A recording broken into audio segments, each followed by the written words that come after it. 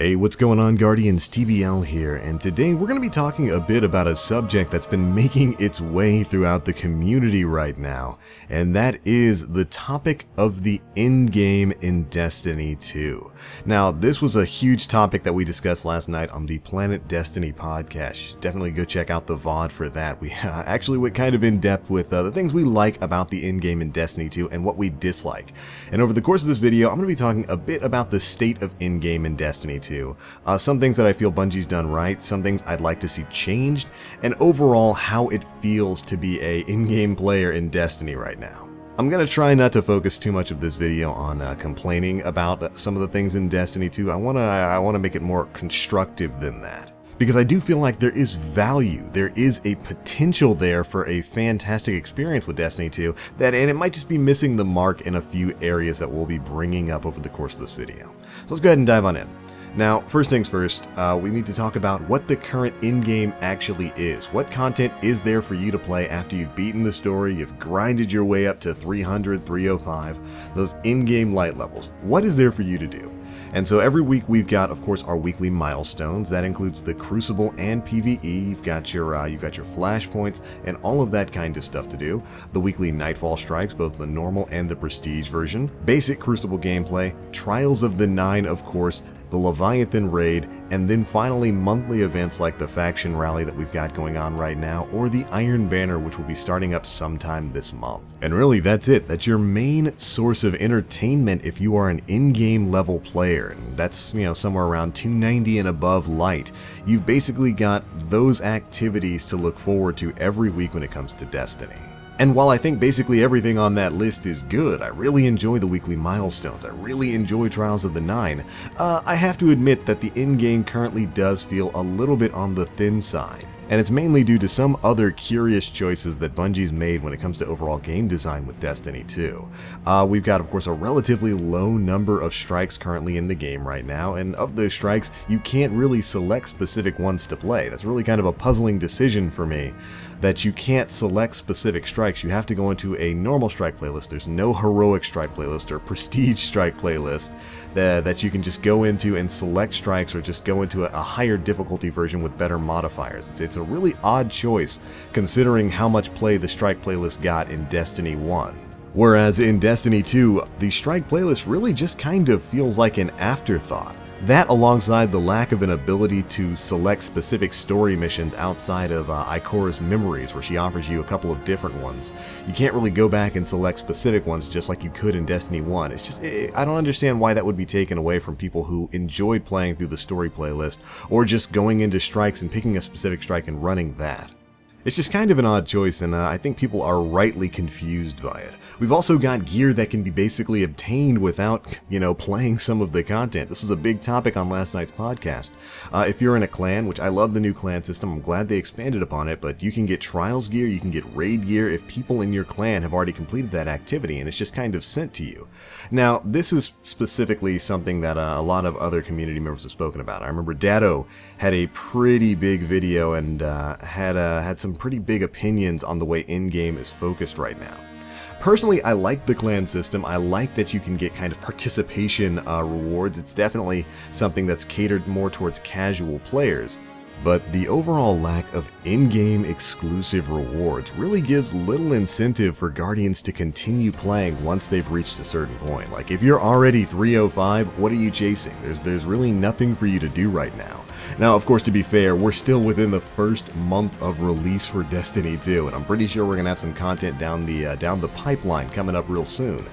But right now, it just kind of doesn't really feel like you have anything in particular to do.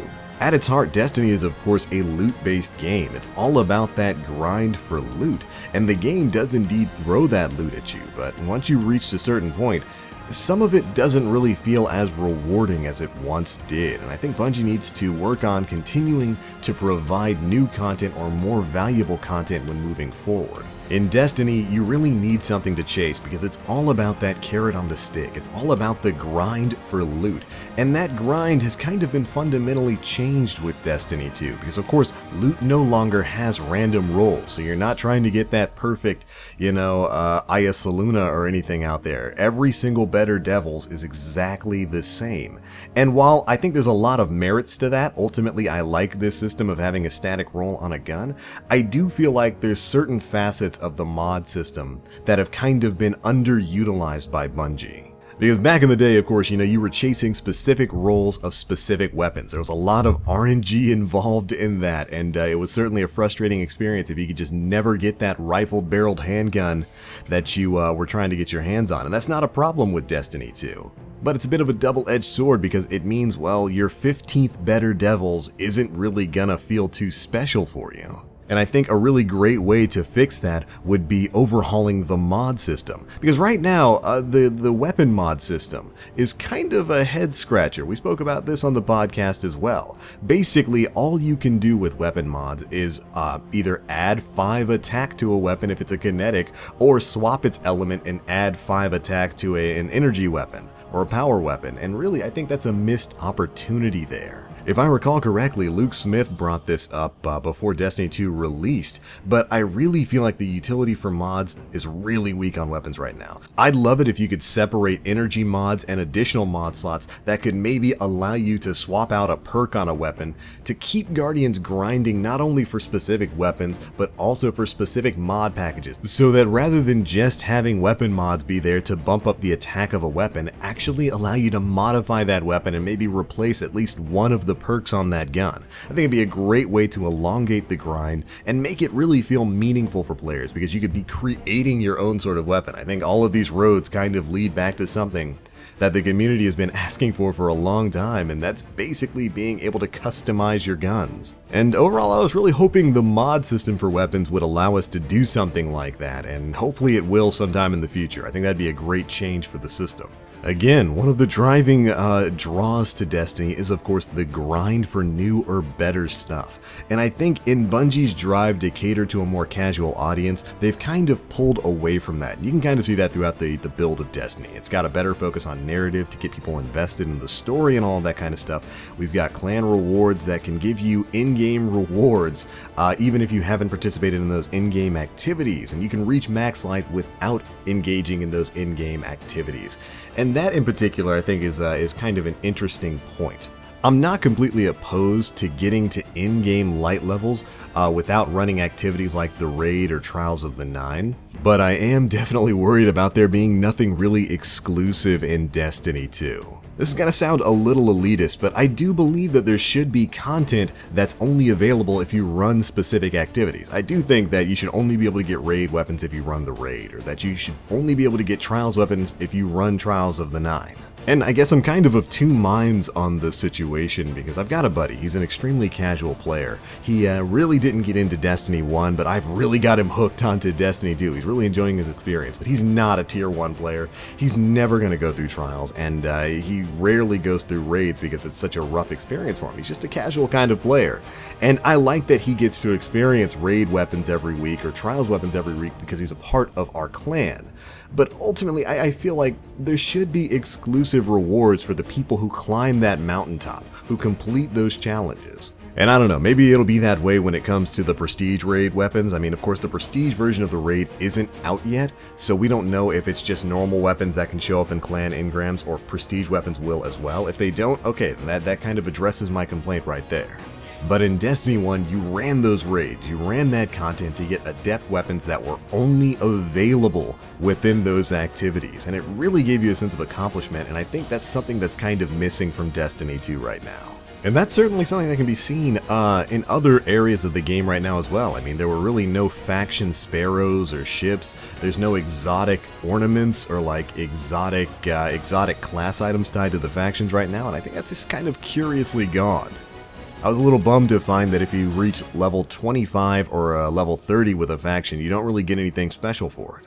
As a matter of fact, with some of the factions, you stop getting anything at all with the glitch going on with, or rather, I guess it's not a glitch, but you just getting shaders from the packages. It's just little stuff like that that makes it kind of feel like there's nothing really to chase there. And especially when you compare it to some of the rewards that we were getting in Destiny 1, it just kind of makes you think, well, hopefully some of that stuff is going to be coming down the road. So, what to do about all of this stuff? Well, like I said before, I'd love it if the weapon mod system were kind of overhauled so that we actually had something to chase and that they were actually worthwhile in conjunction with our guns. If we could change perks on our weapons, that would be almost mind-blowing in and of itself. I also think the gunsmith could use a change or two. I like the way Banshee's handled now, but I do wish he had some missions or bounties tied to him that could maybe result in granting you some specific mods. Like kinetic counterbalance mods are notoriously difficult to get right now. If you could complete a quest or something for him that would get you a set supply of them a week, I think that'd be cool.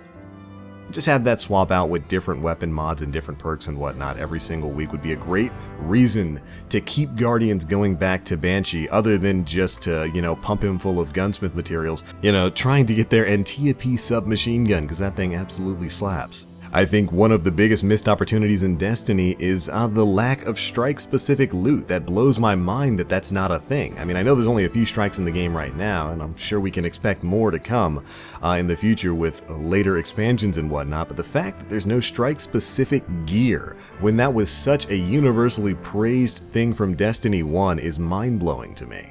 So I would love to see strike-specific weapons, strike-specific gear sets to incentivize people to continue going back into the strike playlist, because right now that playlist feels barren.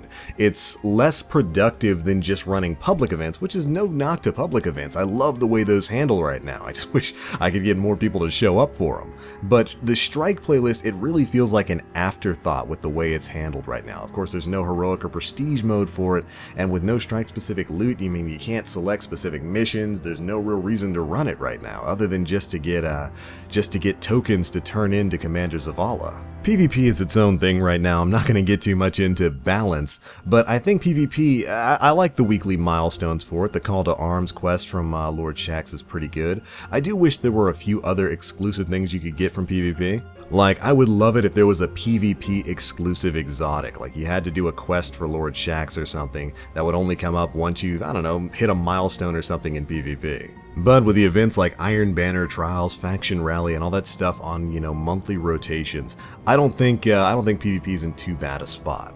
Just as usual, more exclusive stuff to keep people chasing, to keep people wanting to play and trying to get their hands on that oh-so-specific weapon. And really, that's it. Ultimately, I think Destiny 2 has the potential for a really incredible endgame. The blueprint is there. It's got almost everything it needs to provide a really, truly fulfilling experience. And to be perfectly fair, a lot of people are comparing Destiny 2 and its endgame right now to Destiny 1 with 4 expansions and 3 years worth of content. I mean, there's plenty of things to do in Destiny 1, and we gotta remember that Destiny 2 has only been out for less than a month.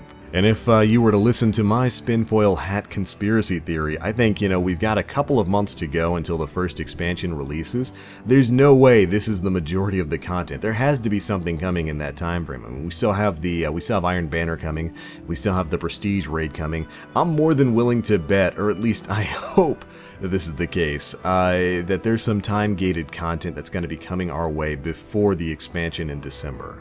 Just based off Bungie's history with time-gated content and the Taken King and Rise of Iron, I just can't imagine that they would have nothing else story-wise to come out before the first expansion. That would be really surprising to me. And of course, there are a bunch of you in the audience out there who are saying, well, of course you guys, you blew through all of the content really quickly, you got all your characters up to 305, you didn't take it easy, you grinded your way to the endgame, of course you ran out of things to do. And you would be absolutely correct.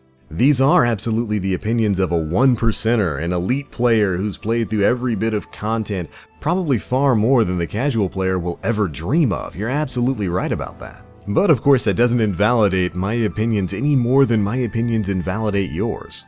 If you're a more casual player who's taking it slow with Destiny 2, you're going to experience the same endgame that I am. You just haven't reached it yet. And of course, again, my argument isn't that there's nothing to do in Destiny 2 right now. There's plenty of things to do with the weekly milestones and the raid and all of that kind of stuff. We're just looking towards the future and having a discussion about the game that Destiny 2 can be. And again, I believe it's got an incredible amount of potential. If I'm having this much fun with what I would consider to be a kind of slim in-game, if they made a few changes, it could be a truly engrossing experience. But anyways, those are just my opinions, and I would certainly love to hear yours. Be sure to let me know how you guys feel about Destiny 2's in-game down in the comment section below. Have you run into the wall yet, or do you think there's plenty of things to do? Be sure to let us know. That's going to be it for this one, guys. Thanks so much for watching, and as always, I am the Black Link. You Guardians, stay frosty.